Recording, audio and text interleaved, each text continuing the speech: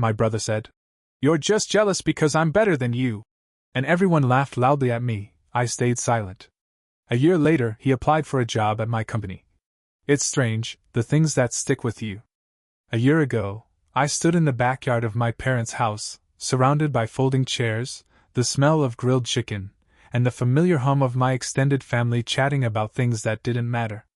My cousin Ellie was passing around her famous coleslaw, kids were running with juice-stained mouths, and for once, I thought we might get through a family event without fireworks. Then my younger brother, Darren, opened his mouth. He was standing near the patio table, beer in hand, grinning like he'd already won the room. That wasn't new. Darren always had that talent for stealing the spotlight without trying too hard. Captain of the debate team, prom king, college grad with honors, all the things parents dream of. Me? I was the older brother who worked in IT, who never really came out of his shell, as my mom once said at Thanksgiving, loud enough for everyone to hear.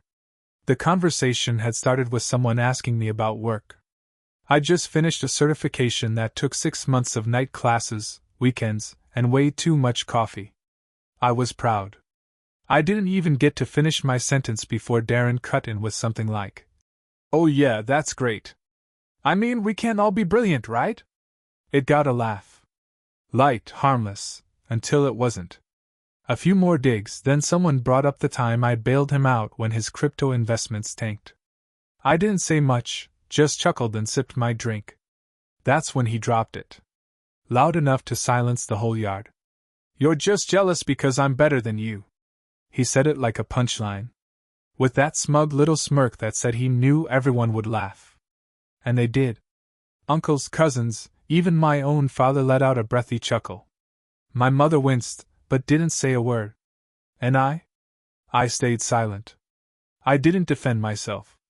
Didn't storm off or throw my drink. I just looked at him, then down at the grass under my shoes, and felt something inside me shift. Not anger. Not sadness. Just a quiet, hollow kind of clarity. Something had cracked.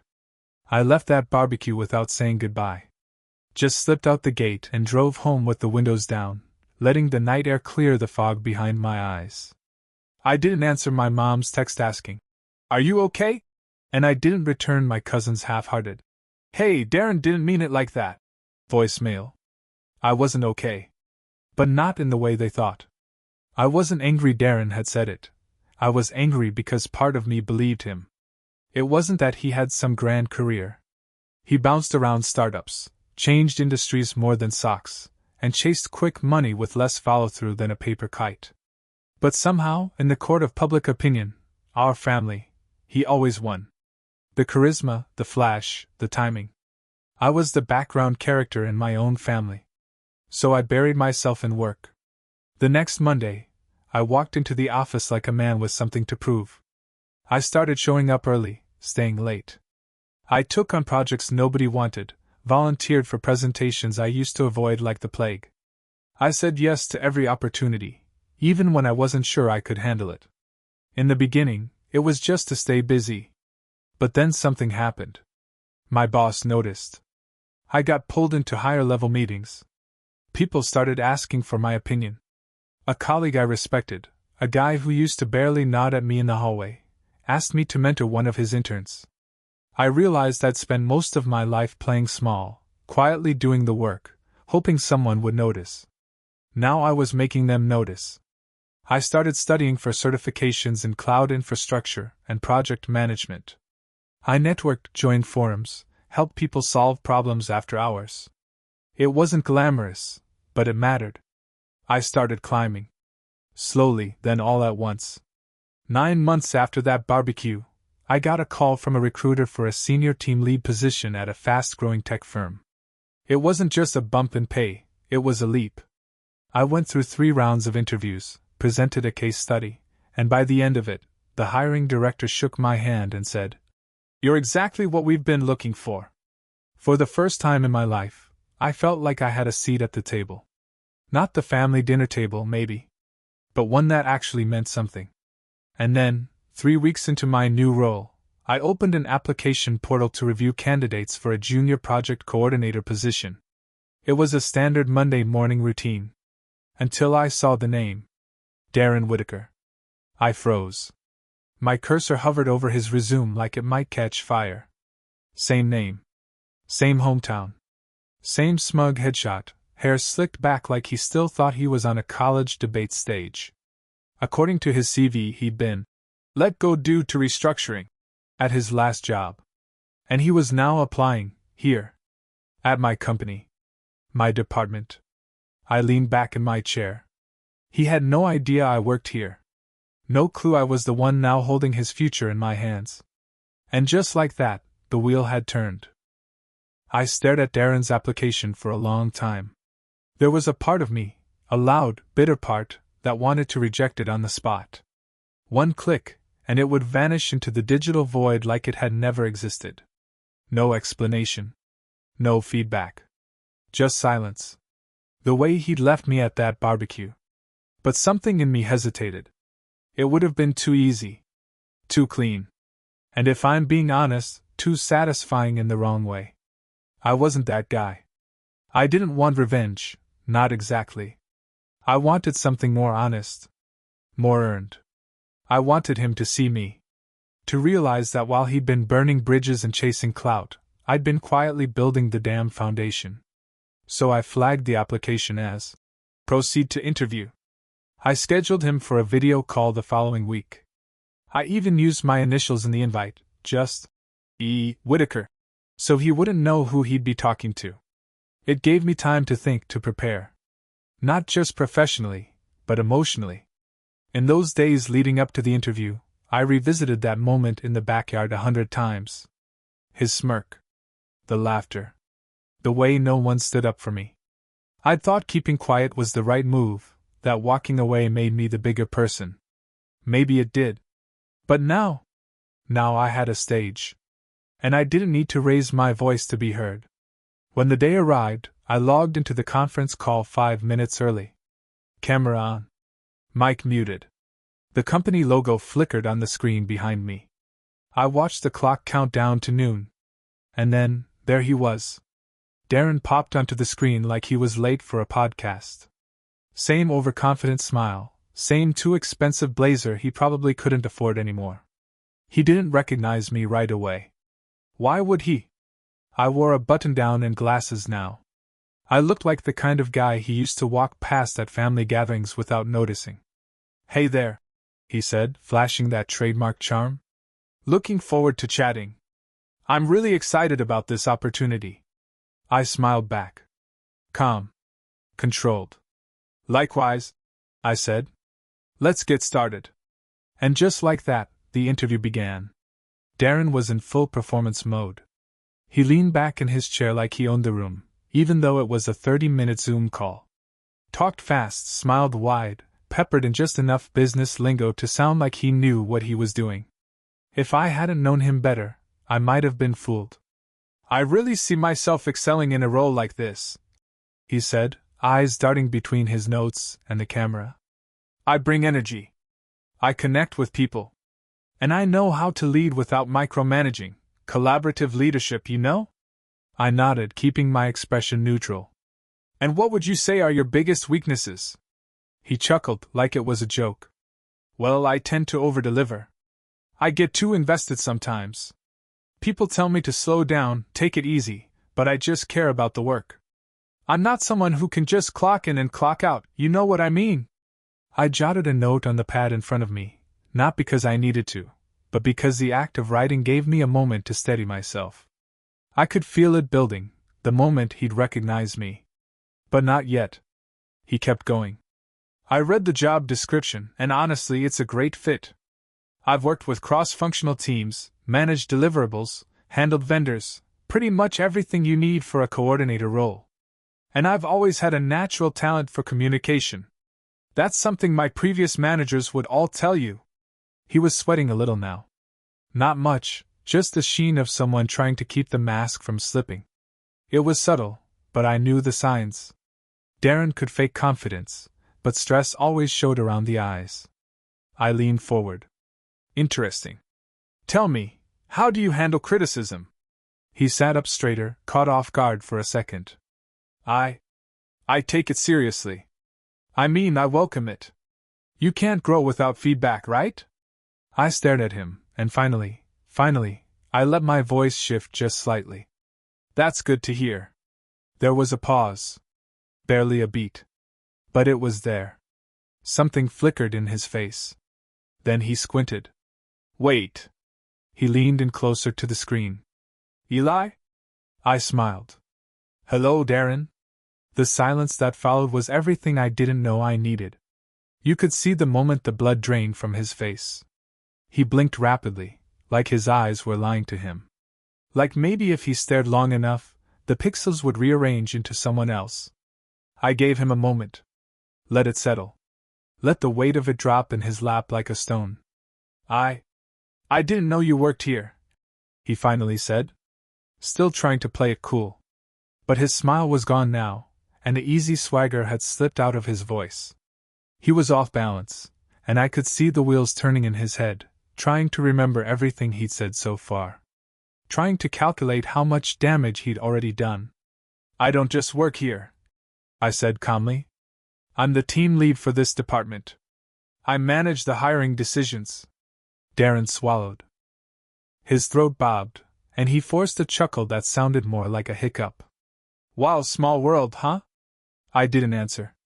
He shifted in his seat. Look, Eli, about that, if I had known. You would have lied better? I asked, not unkindly. His mouth opened, then closed. For once, Darren had no script.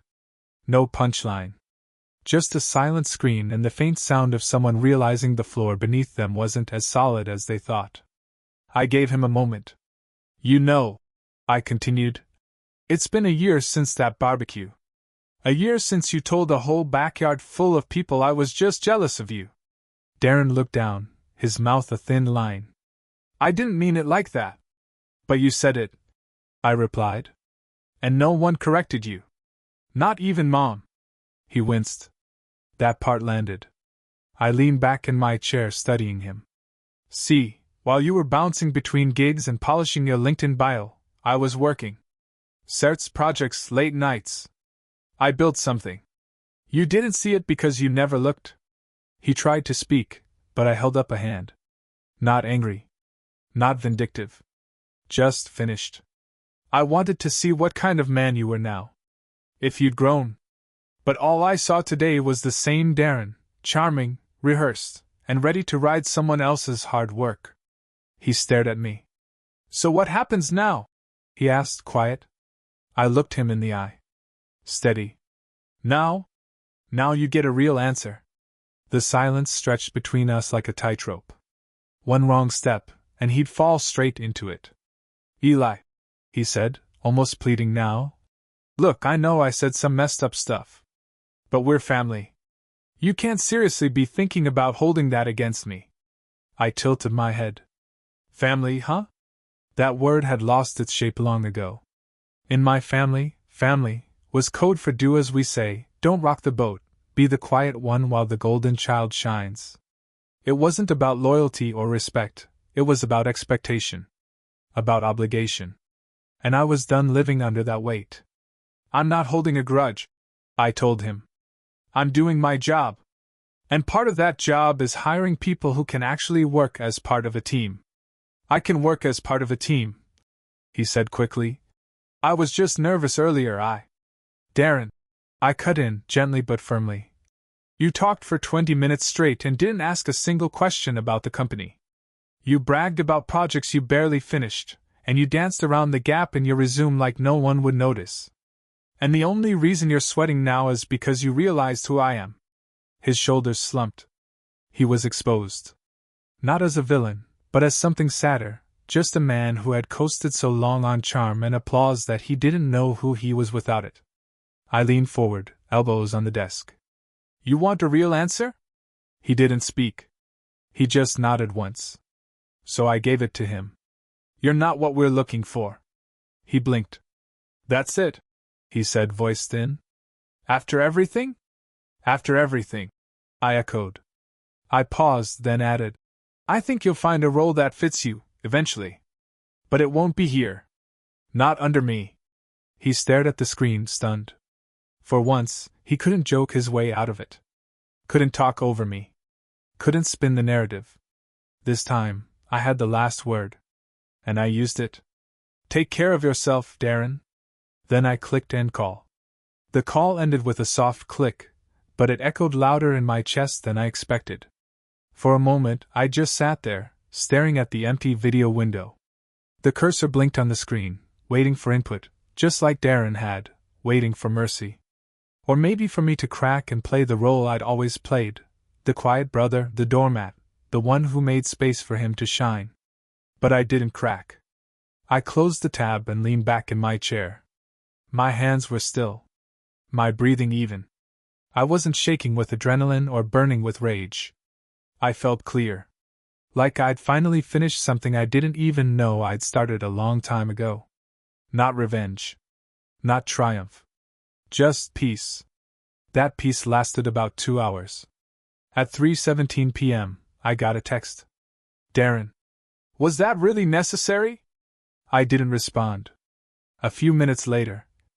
"Darren. You didn't have to humiliate me. You could have just rejected me like anyone else." Still, I said nothing. Because that's the thing he never understood. I didn't humiliate him. He did that to himself. I didn't twist the knife. I gave him the exact same treatment I give every candidate. I just didn't cushion the truth with brotherly softness. The next morning, my mother called. I let it go to voicemail. Then came the inevitable text. "Mom. Why are you doing this? He's your brother. He said you embarrassed him?" No mention of what Darren said at the barbecue. No memory of the laughter. No accountability. I stared at the message and typed a reply I'd been sitting on for a year. "Me. You stayed silent when he humiliated me in front of the whole family. I stayed silent too. Not anymore." I hit send. That was it. No more explaining. No more performing the role of the understanding son. That chapter was over.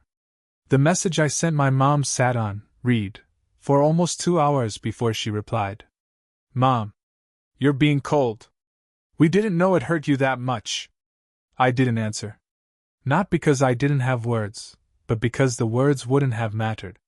Not to someone who only saw Darren's discomfort when he lost, and never once acknowledged mine when I stayed quiet. That week, the texts trickled in like guilt-laced reminders. My aunt messaged me. She heard Darren didn't get the job and thought maybe there'd been a mistake. My dad called once, left a voicemail that was less a question and more a warning. "Don't let petty family stuff ruin your career." And Darren? He didn't text again. But he did post. 2 days later, I saw him on LinkedIn, sharing a vague, thinly veiled status. "Sometimes the people closest to you are the ones who hold you back the most. Always choose growth over familiarity. #job search #onward and upward." I didn't comment. Didn't like it. But I read the replies, and they were exactly what you'd expect. Old college friends saying things like, "You've got this," and "Their loss," and "Anyone would be lucky to have you." He was doing what he always did, curating the story.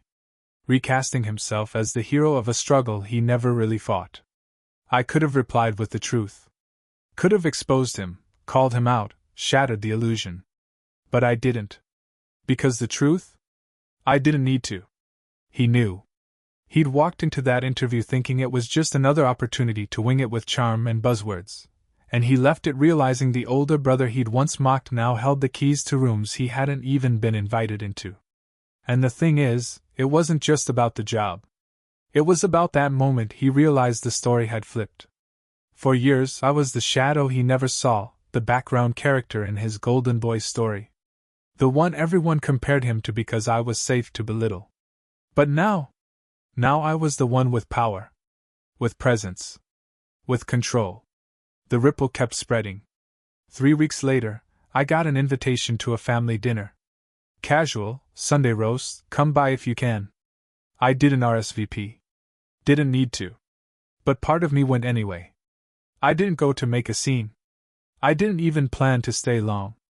I just needed to see it, to see them, in that house that always felt like a stage for Darren's spotlight. I walked in and felt the pause in the room when they saw me. My mom's smile was tight. My dad gave me a nod like I was a neighbor, not a son. And Darren? Darren didn't say a word. He was seated at the far end of the table, a fork hovering over his plate, eyes flicking up at me like I might say something that would split the whole room in two. I didn't. Not yet. Dinner was quiet. Unnaturally so. The kind of silence that isn't peaceful, it's loaded. You could feel it in the air between courses. No one brought up the job. No one dared. Until dessert.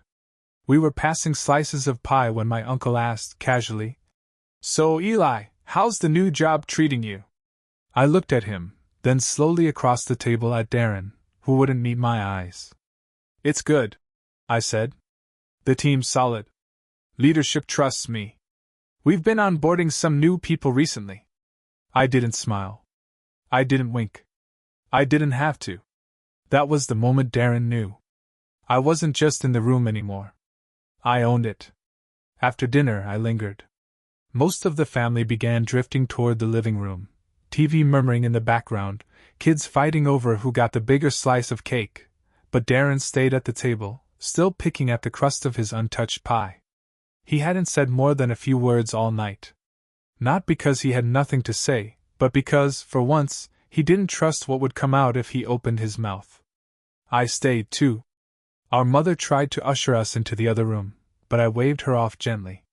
"We'll catch up." She hesitated, then left us alone. The room got quiet again.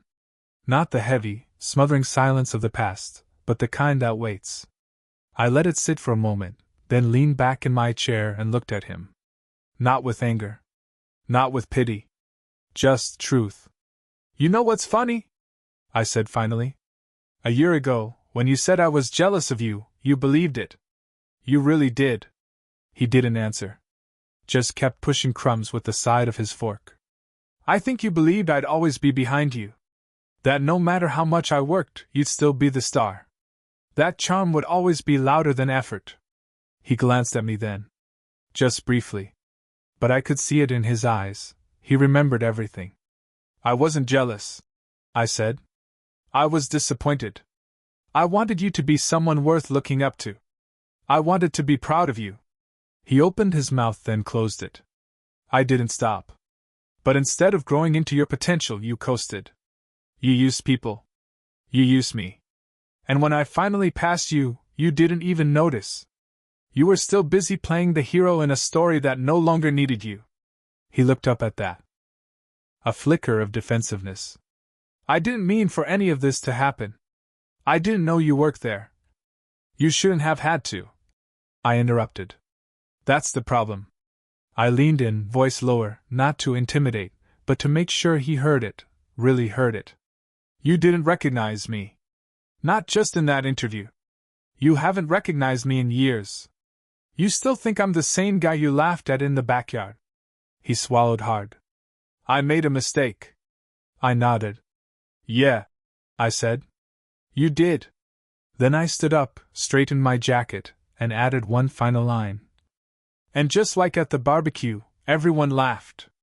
But this time, I get to walk away with the last word." I didn't wait for a reply. I didn't need it.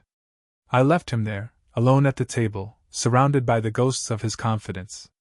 Let him sit with the taste of his own words, bitterness served cold.